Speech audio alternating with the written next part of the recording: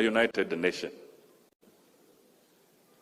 Hata ukiwa kwa mrengo gani, lakini tuje pamoja. Wakati tulikuwa hapa na wakati tuliongea Kakamega, mimi sifichi, wakati ziara ya rais ilikuwa ikipangwa, tuliitisha tunataka tuone projects ambazo ni za serikali ambazo zinaendelea katika mkoa huu wa Magharibi. Na rais mwenyewe akasema kweli kuna shida funded na exchequer katika eneo ya Magharibi.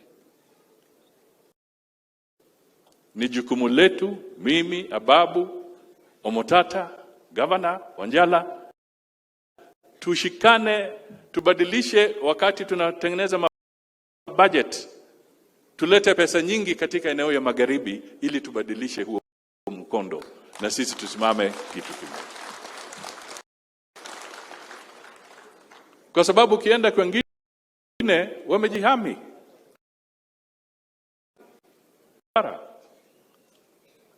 Tusidanganyane kabisa. Mimi nilisikia wengine wakisema hapa, lakini tusidanganyane. Ukienda Mlima Kenya, zile pesa za bajeti ya kitaifa ambazo zilienda kwa mabarabara kule, hauwezi linganisha na zile zimekuja katika eneo hili. Lakini ni sisi tukiwa na unity of purpose, vile Osogo alikuwa akiweka msingi, we can turn and reverse this process together. Hapo ndio mimi nataka niseme. Sisi tukisema tunaunga serikali mkono, we are not scared.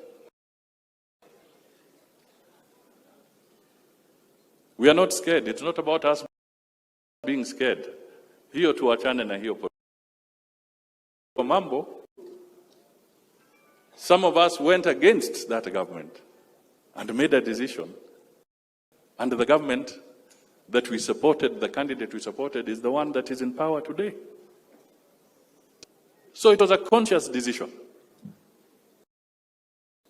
And it was a conscious decision because of what I have said, that we realized the allocation of resources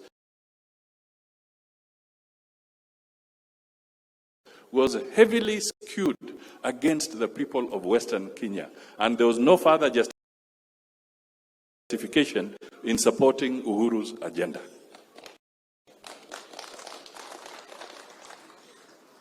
Na hapo ndio tukasimama tukasema the message kama watu wa eneo hii ya Magharibi, let us be united. Tufanye kazi pamoja. Tuangalie pahali wakina Osogo walikuwa.